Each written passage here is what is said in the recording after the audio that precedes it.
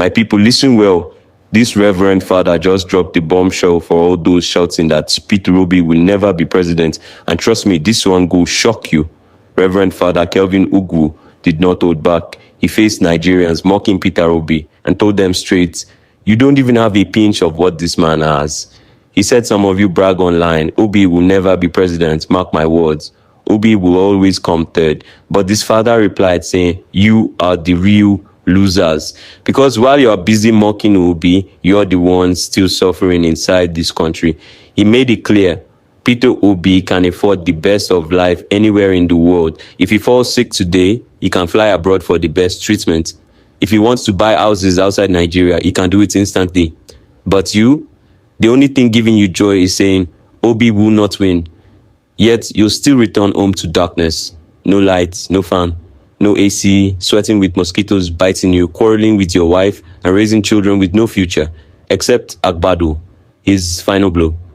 He quoted Asari Dokubo, you are a mumu man. Now I want to hear from you. What do you think about Father Kelvin's words? Did he say the plain truth or did he go too far? You can see what we said. The coalition just adopted a party for 2027. So we're trying to work together. The opposition are trying to come together to work together for the sake of Nigeria. So what does this then mean? Does it mean that you are an ABC member or a Labour Party member? Today, I'm a Labour Party member, and I remain in Labour Party. But we have all agreed to work in coalition for 2027 election. And for that, we've just adopted ABC. Going on, other parties, other individuals are going to still come in. But it's just like an unveiling like you used it before, an adoption, which will still go into bringing other people together under the same umbrella and saying, we want better governance for this country. We want to see more competent government with the capacity and character to do the right thing. So at some point you are going to leave Labour Party, is that it? Well, where we are with the coalition, this coalition might have other parties that will come together, like it's happened in the past, and change the name of the party, anything. But right now we've adopted one party. The other ones are going to come in. So we can't say whether we're going to leave this or we're going to come into this. What is constant mind that we've all agreed to work together. The implication is a legal one. Whether or not, as someone who is intended to run for office, you have the ability to participate or be in two political parties, it then means that will affect your ability. There's a difference in between intention and innocence. I said I'm a member of this, and I'm going to work with this group. So it's like, oh, well, I want to invest in this company, where they say, oh, you cannot be in two companies at the same time. But I've indicated my intention, I want to go into this. That is not... Well, you don't see it as anti-party? No, there's not an anti-party. No, because I don't think Labour Party has agreed to remember, we said for 2027. So we're not in 2020, we're in 2025. It's clear. We've adopted this for 2027. So if I say I'm going to this, that doesn't say, oh, well, listen, I want to be able to be part of your dinner in the evening. That doesn't mean I should abandon my breakfast and lunch because I intended to come and eat your dinner. No, we're going there. So we're going to go together. We are not abandoning where we are. At some stage, when that happens, So you are thinking of being a running mate to Atiku. Is that the case right now? That's your intention? Again, Shøck, this is not in play. Nobody have ever discussed that. You know what I'm asking? People assume so many things. Nobody have ever discussed with me whether I'm going to be A or B or C. Shøck, I'm going to contest for the President of the Federal Republic of Nigeria. And I believe I'm qualified for it. You know the reason why I'm asking this? The coalition has been touted as Atiku-led coalition.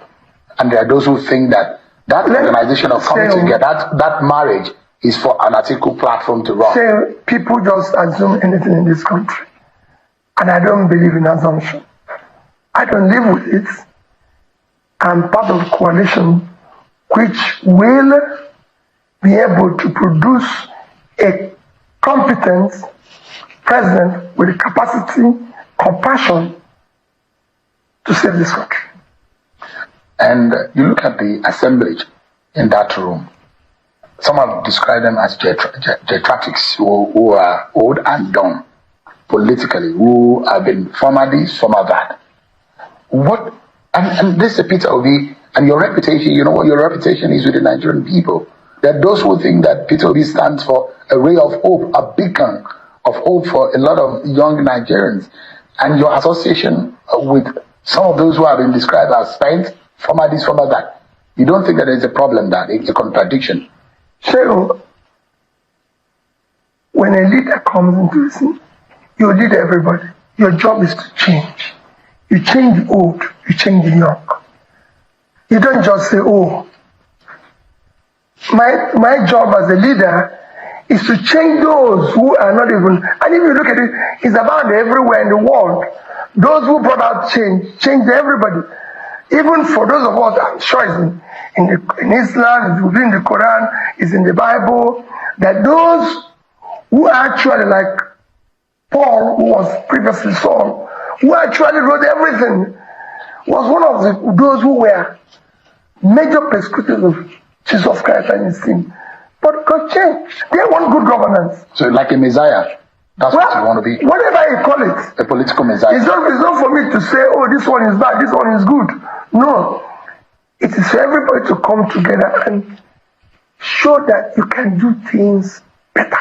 Is it not contradictory, though? There are those who say some of them had planned to sustain military rule in Nigeria.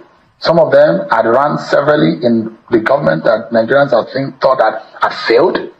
And you say you want to reform Nigeria. Is it not contradictory? In fact, you need someone who has been in bad government.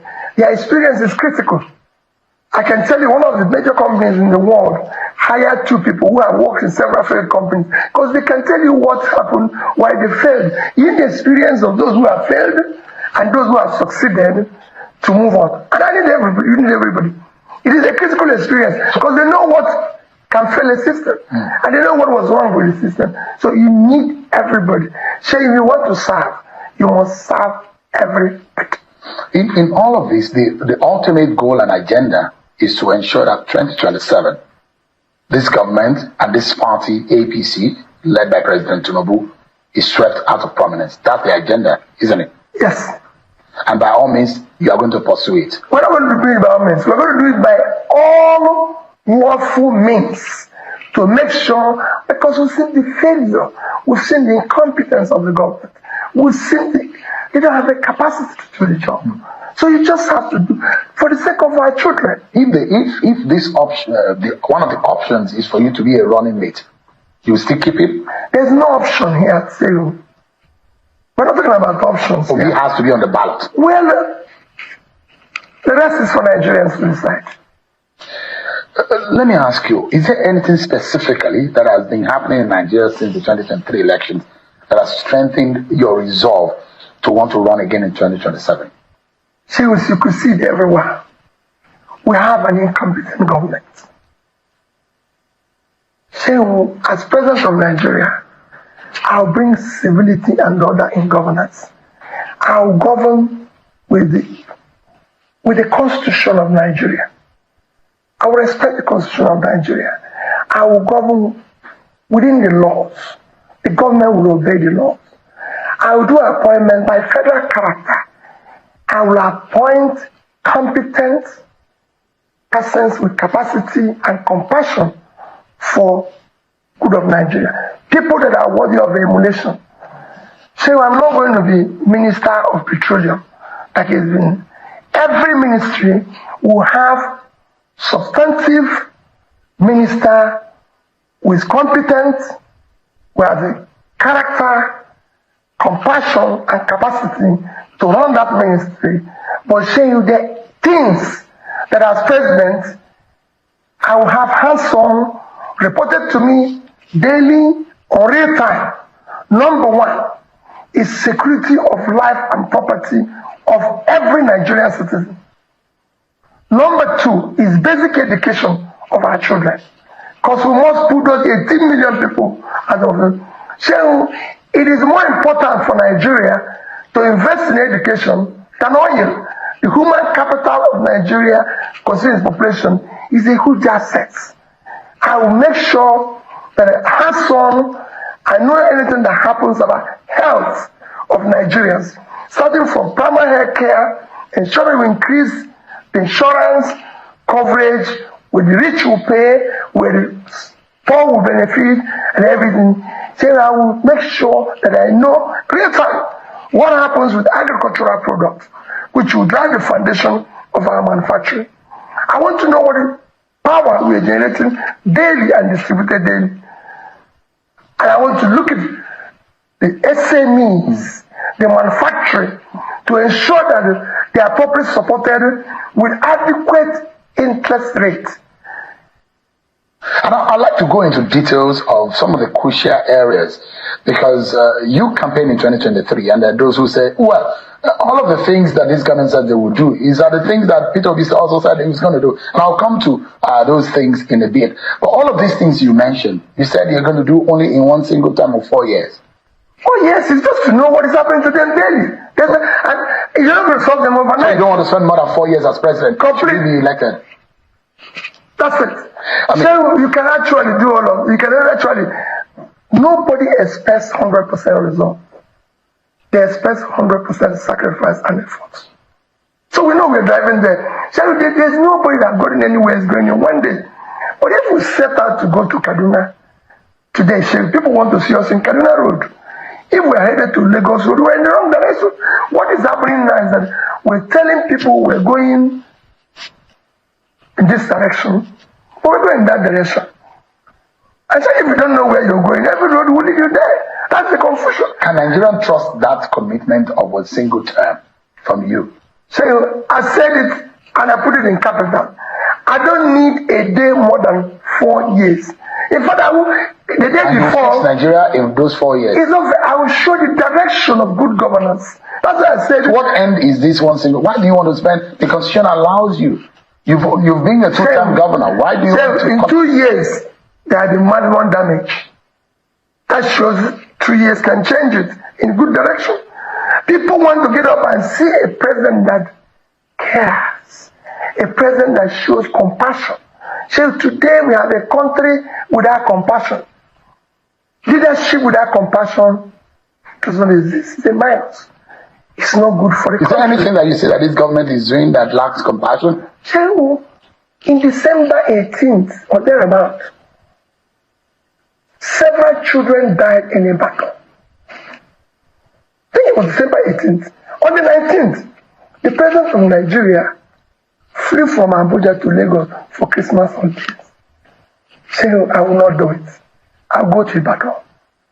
I will go and look for their parents and cry with them. The president, I will show them. If the president went to Benue. No, listen, no, one minute. Well, there was no compassion in that. People lost their children. People lost their children that will lead this country tomorrow. He didn't do that. He went for Christmas holiday. In Benue, he was not there for days. So I will go the first day. And when he got there, he said he couldn't visit the community because of bad road. So he has not gone to Niger State, where we lost over 200, and now they said it's 600 that they're still missing, and it's presumed dead. So it's only about 15 minutes flight from Abuja to Niger. There's no compassion. So I watched our president, top government officials in this capital of Abuja commissioning bus stations where we lost 20-something soldiers in Niger. So it will not happen. Is commissioning road more important than our soldiers that are dying? Is commissioning road more important than our children are not in school? So is road more important than children being in school? There's no compassion. There's no governance. I will not be, look at this week. This week alone, Monday, 30-something were killed in one of our states. Today, 13 was killed in one of our states. Yesterday, it was over 10 in Anambra. This morning, it's over 13 in Sokoto. And our president is in island of St. Lucia. That is not even up to the size. Island of St. Lucia is 617 square kilometers of land. Minna is 6,700. Minna is 10 times the size of St. Lucia. In terms of population, St. Lucia is only 180,000 people.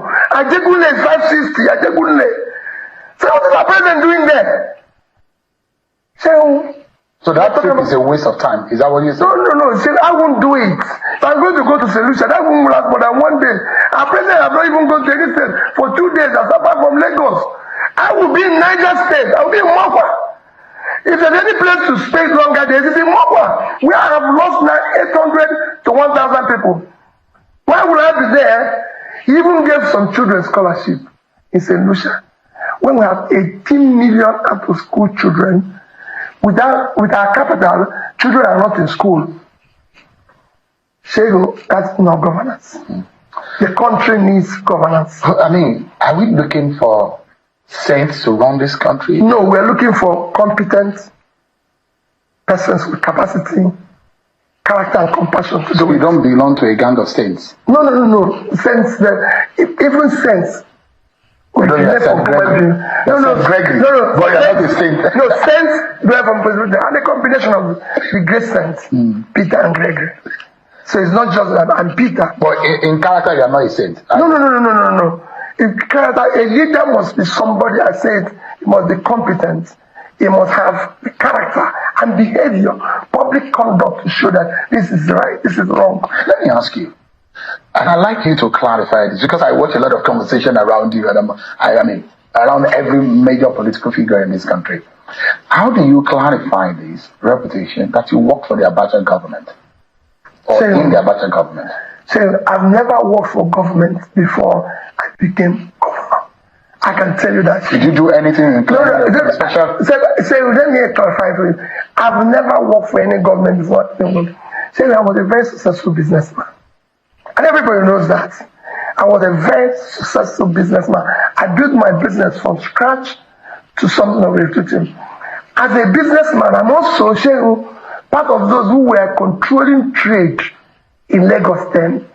There was a time during Abacha's government, even happened during Obasanjo's government, there was a time during Abacha's government, because when Abacha took over, they said all ports, seaports and everything closed. So they came out with a policy that caused congestion in our ports, even the airports. Goods were not being cleared, goods were not being exported and everything. And some of us felt, no, we need to go and see the head of state then, or at least the commissioner, Minister of Finance, who was I think it was Ani. So we came to Abuja, about 50 of us. We had an audience with the Minister of Finance and the President and the head of state then, and we were able to elucidate the problem we're facing. The President then directed the Finance Minister that he should take some of us who are the leaders, should just form a committee to decongest all the ports in Nigeria. And we about 10 or 20 ports. Make sure that in each committee, one of us is involved. That's the only thing I had to do with the port. And then when we finished, which lasted maybe 2 weeks, 3 weeks, they said, it is now time to probe and reorganize the port, because I had written in one of my comments that Nigerian Port Authority is the only port I know in the world that have an office outside its country of operation. And coupled that they've seen whether they said, you become a member of the panel. He said, if anything, I was a member that tried to reorganize and sack people. Saying he has nothing to do with working government. I've never met Abacha, I don't know him, I'm not in the military. Saying everything I've done in my life is in the public space. Let's take a brief break, and when we return, our conversation with Mr. Peter Obi continues. let's continue with our conversation. I mean, you seem to campaign more about frugality than investment.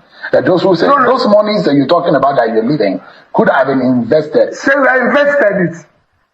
I invested in education, which is the most critical investment a nation can do. So I took the state from 20-something in where I can make it to number one. So under me, and I challenge any state, under me, all secondary school, I can go down to primary, all secondary school in Anambra State had a functional science lab, had a sick bay, had a generator, had 2 buses, have computer. Go and ask HP till today. I bought the highest number of computer ever sold by HP to any state in Africa. The order, they're there. You can go and ask HP, or you can go and ask the star of, let me remember his company now. You can go and ask him. No other person has done it. If you become president, you will be frugal, yet you invest. No. If I become president, I use the resources effectively. I cannot say buy a new jet. Even if you need one. I don't need one. You don't need one. Because you can go to anywhere with that jet. I will never need one. You fly Epis, you fly Ghana, you fly here. Of course, baby, Shehu, I will not use 150 billion to buy a jet when 80% of our primary health care centers are not functioning. Even as against security protocols. Which security? You've been a governor, you know what it is. No, what do you mean, Shehu? That's nonsense they tell. I was a governor for my first 4 years. I drove 406. For the rest of it, I didn't have bulletproof cars. Nobody's trying to kill you. You're doing the right thing. It's when you do the wrong thing that you're saying about that. Would security agency even allow you? No, forget all those things. If your people are dying, you should be ready to die. That's the job you chose. Or you go back to your house and live quietly. The president should also be ready to die if your people are dying. Why should we have security vehicles? No, you can fly. Who is protecting you in the air? If you catch it, everybody dies. The British Airways flies every day. How many people have died? Are they going to provide you security in the air? Let me take you to what is important for our nation today is the alternative and the options that we have as a people, the hope of a better Nigeria. And economy is very key. And I look at this government. The administration says they are focused heavily on currency reforms and subsidy removal, which many say have worsened inflation and hardship for ordinary Nigerians. What alternative economic strategies would you pursue to stabilize the economy and protect the most vulnerable compared to the current government's approach should you become president? So, I campaign on removal of subsidy. Remember, but I said, one, there's a corruption associated with the subsidy that you need to remove first. If you have removed it, that's what I said, yes, but it was done in a disorganized manner. So everything is about organization. There's a corruption associated with it that you need to remove first to know the actual subsidy and organize how you can gradually deal with whatever is remaining, and people must have to see the alternative. So when this government removed subsidy, you know what they said?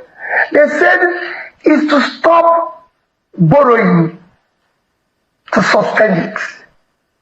But this government has borrowed more than government of Yaradua, Jonathan, Buhari put together. As at the time Buhari left, our debt was about 80 trillion. Today we're almost 180 trillion. Without anything to show for it. Is it a crime to borrow as a government? No. Saying these are part of the laws that want to change. We must now make a law that all borrowing must be for investment. In critical areas of development, you don't borrow for consumption. With that, you waste everybody's time. Saying I'm a businessman, there's nothing wrong in borrowing. If I borrow to build factory, it's different if you borrow to bury your father. Because your father is of no value, he's gone. It's just consumption. That's why I keep saying that I want to move this country from consumption to production. For example, what would you borrow for if you were president? Say I'll borrow to finance education. I'll borrow to ensure that Nigerians have power. I can go on and on. There's so many things. How long can it take you, for example, to fix Nigerian power situation? Say, you went to Egypt. Thank you. Say, let me tell you from them. That's it. It took Egypt 5 years. Say, we're not going to fix overnight. But remember what I said. Nobody expects 100% success. They want 100% effort. If development and what you do, governance must be measurable. So if we decide, okay, we are now at 4,000. So we can decide, I'm only going to do 8,000. But annually, there must be improvements. How would you do it? How would you fix power? Say it's not rocket science. Egypt, I'm not saying now, say with the 3 countries that improve power in the recent time, unless one did it yesterday, as at time I went to Egypt, we are 3 countries in the world. India, Vietnam, and Egypt. And those are developing countries. So, say, governance is about learning from best practices. It is not rocket science.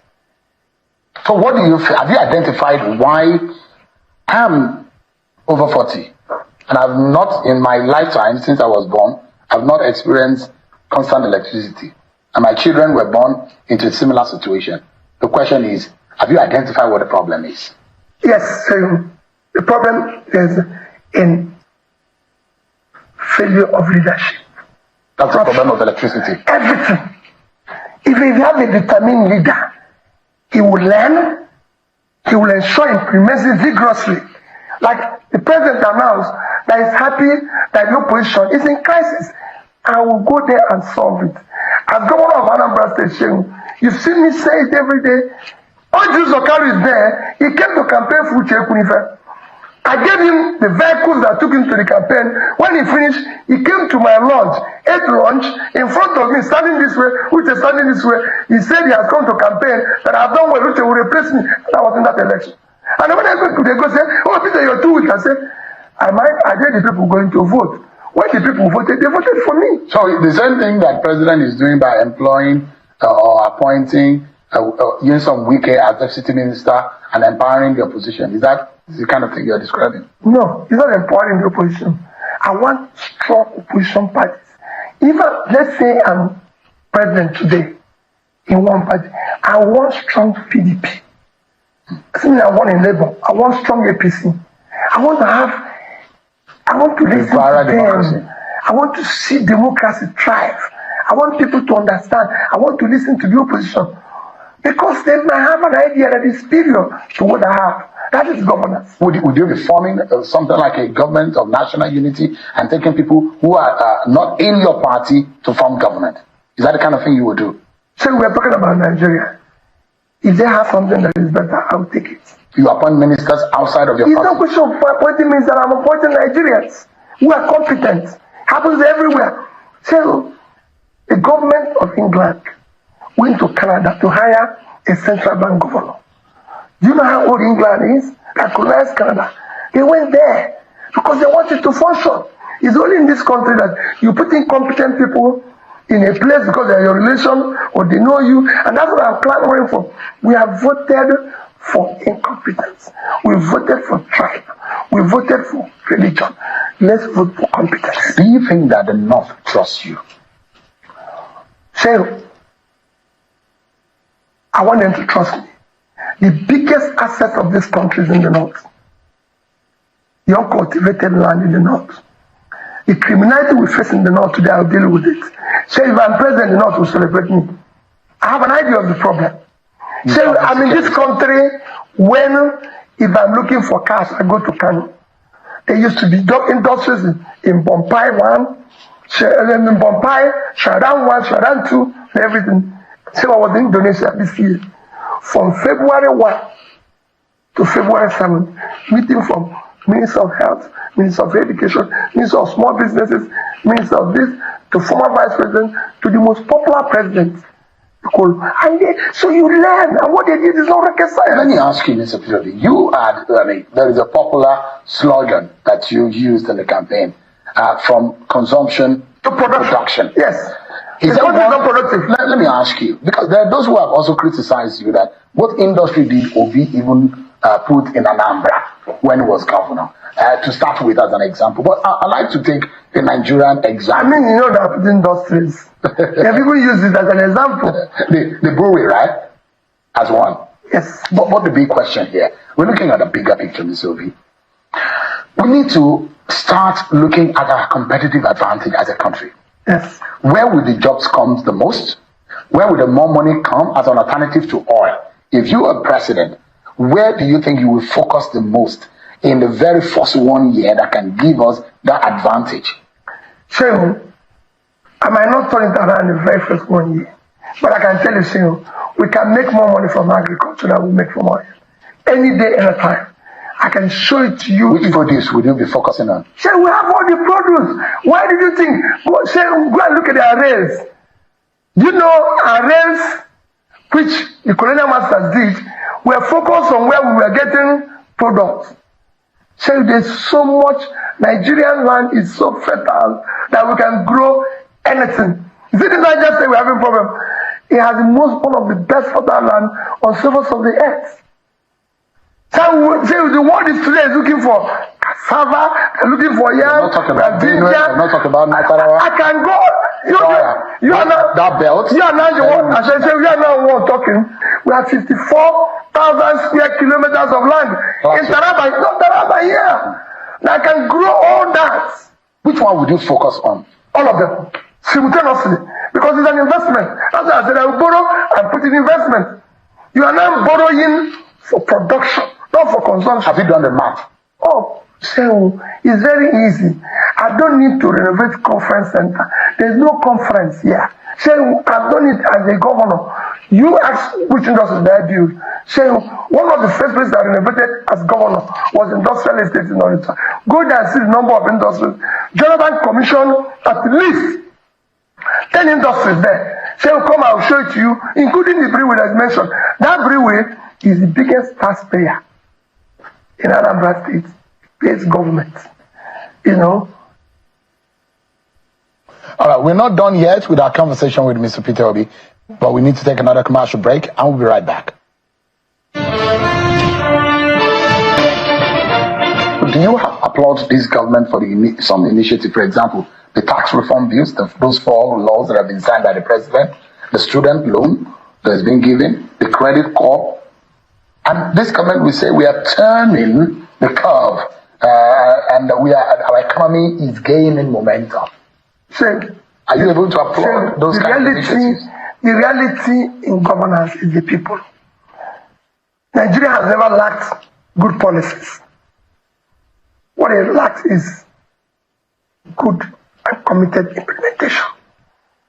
Remember, Nigerians are very good people. They are committed. That's why every president comes and says, things are difficult, let's fast. And Nigerians will jump to it and say, okay, let's fast with you. But then the leaders now go into feasting. When they've just asked the people to fast. You can't tell people to fast when you're feast. You're buying new planes, you're renovating houses, buying new mansions, doing this. Say, we don't have a hospital. If anything happens to you or me now, they can't rush us to a national hospital. There are private hospitals. No, they have broken that. Shame, I'm just telling you. This is nonsense. When British Prime Minister had COVID, they took him to St. Mary's. I had a cousin in the UK. He had COVID. They took him to St. Mary's. Our national hospital is supposed to be our number 1 hospital. Go there. They have no equipment. It's all broken down. They have no ambulance. Our government officials are driving on the road with ambulance. So I've never seen government official anywhere outside Nigeria. He's come for an ambulance. Not even, no, I lived in the UK for years. Why? As an ambulance in hospitals. Ambulances are meant to be in hospitals, not to be following government officials. Is there a promise that, I'd like to know, Because all of these, the policies and everything that we're talking about in terms of the economy, is the bottom line is the livelihood of the average person. Completely. The man and the woman who are trying to eke out a living, if they don't work every day, they cannot feed their families. What promise do you have for them? For them to think that Peter Obi has an idea that can alleviate their poverty, give them some hope. How soon do you think should we be elected president that you can help them out of this poverty and this hopelessness? So it's not going to be overnight. But let me tell you. But you will do it in 4 years. From day one, I will tackle issue of security. You can't tell me that non-state actors can be stronger than state. How would you do that? We declare war. Say we've lost more people than countries at war. So let's go to war. Let's do whatever it is. Even this borrowing you're talking, borrow money to put into security, into equipment, get the manpower. But you will not get those equipments in real time. You have to wait until they manufacture. Let me tell you, frustrating. There's nothing you cannot do if you want to do it. It's frustrating. So this government doesn't have the willpower or what? I just told you, people are being killed. They are not even there. They are commissioning bus station. So you cannot tell me that I, Peter, will be sitting where we have 10 soldiers die, which I'm not sure are police die and everything, which I'm not sure they're being killed. And my job is to sit for 2-3 hours where they're commissioning bus station. So I will not do it. I will shut it down and go out there. You declare state of emergency on security. No, if there's a war, we declare war. We can be at war. There's nothing wrong in saying our country is at and war. You, by yourself as a commander-in-chief, go to the war front. I can tell you, Shane, I might not go physically, but I'll go. Because I'll be with the people there. They will know I'm with them. What are they? Yeah, it's exactly this that happened to me as a governor. I wish you can go and meet my police commissioners when we have problem. One is President John Haruna. The other one is alive, Bello from Kwara. I told them we are at war. You must see me 24 hours. Ask them, or ask my commander of the army when I was there. He's in Abuja here. Ask him, I told him we are at war. And then you can see me anytime. I must stop this criminality. And I'm happy that if you look at an interview from then A.G. Abubakar, I said for 5 years, we've not had issue of bank robbery, major crime in Anambra State. But there was rate of the kidnappings and a few of those. There's nothing you will not see anywhere in the world. The kidnappings in America, they kill people in America. The difference is that if anything happens, there's a reaction from government. People want to see you government. have alternatives, Mr. Obi, on how to solve, because we've been employing the same techniques over the years. Have you learned a new way to solving this insecurity problem? There is so many. If I told you, there's what they call natural insecurity. That is pulling people out of poverty. So by the time you invest, the entire state in the north cumulatively, over the past 2 years, have not been able to support their SMEs with more than maybe, let me be generous, 50 billion. I've been to 2 states in the north who told me they applied for Bank of Industry. There's 150 billion used to buy plane. I'll put it as a matching fund. Just for example, and get another 150 billion, that's 300, shared by the 19 states, call it 20 states. So each will get 15 billion. Within this period, and you give it to these young people. So we have gone to prisons and see these young people that have problems. And I ask them, why did you do this? They have no job. They don't know where the next meal will come from. And if you don't know where the next meal will come from, so nobody can know or imagine what you can do. Let me ask you, as a governor, there are those who say the federating units need to play their roles. There's just a president of the Federal Republic and the 36 state leaders of that state government. The question is, issue of state policing come to bear. What would you be suggesting as the alternative solution in governing all of the states of the country and making sure that they are properly policed?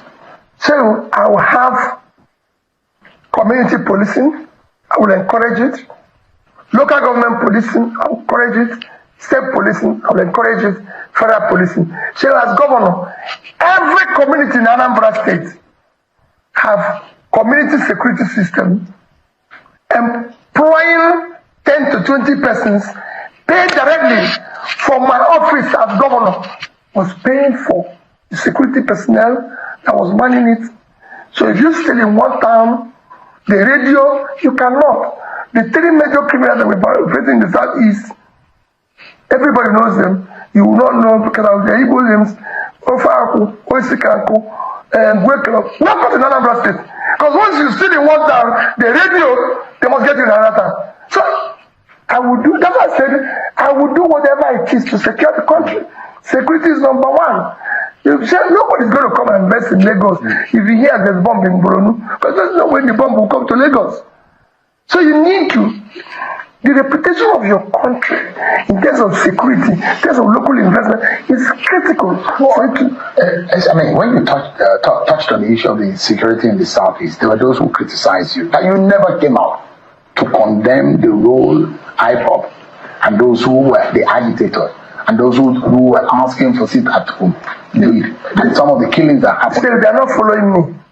I've condemned killings everywhere, even the one that happened in Anambra yesterday. We're talking about the role of IPOP. I said I've condemned everything. The only thing I said about the agitators, let me tell you now.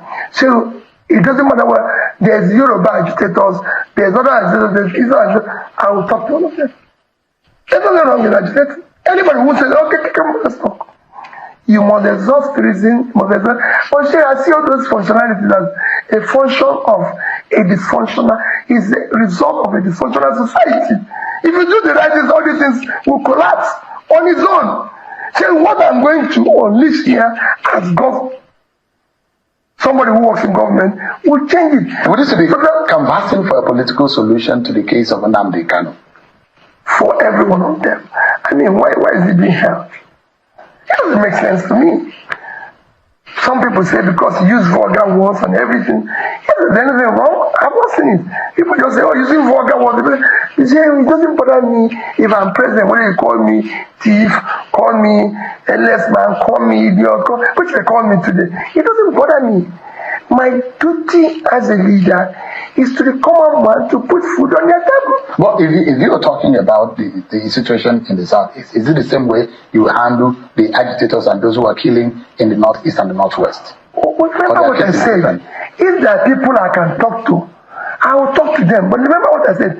Once I exhaust reason, I'll deal with it. Let's say tomorrow we have a bandit by name so operating in the northeast. I will look for him. Quote me anywhere. But remember, that is just establish a link to say enough is enough. Afterwards, deal with it decisively. Are you happy with the peace and the quiet in the southeast after the arrest of Simon Ekpa? There's no peace anywhere, like I know in Nigeria now. So for me, I just told you they killed 10 yesterday in my state. Is that peace? People are being killed everywhere in Nigeria. Everywhere. Let me ask you quickly, yes. Mr. Obi. A lot of your followers believe so much in you. And those who do not believe in you, they don't think that you're the right man. Why do you think that Nigerians should trust a Peter Obi that will give them hope and will give them focus? Can they trust you? So everything I've said, I did. As governor, when I was campaigning to be governor of Anambra State, I said I will fix education. I will make sure I improve in education. There will never be a time children will not be in school. I can show you education increase. It became better. I said we're going to deal with the issue of health. We didn't have one single school of nursing and school of midwifery. By the time I left, we have more schools of midwifery and school of nursing today than any state. So I talked about rural roads, opening up rural. You can go on and on. It is not. So Nigerians can. Like I said, no. You have the solution. What they can. When I talk about corruption, see, we have fight corruption head on. And I said it. If you, who is number one either at level, national level or state, is not stealing, your wife is not, your family is not, reduced by 50%. It's an experiment way. I've had people now who say, oh, but you're corrupt. But Shehu, I left 36 billion naira I would have stolen. I left $150 million I would have stolen. So that there's never seen a thief leave what he can steal. People will make reference to the Panama Papers and some of the. No, I ask you a question. Have you seen a thief leave what he can steal? Even in the church today, you go say, take your phone, mind your phone, because there's no thieves come there. No thief have left what he can steal. So when they talk about Pandora Papers, I say go and investigate it in full. So you know, we exaggerate here. That is a legal entity for estate arrangement. Drop your thoughts in the comment section, like this video, share it with your friends, and don't forget to subscribe so you don't miss the next update.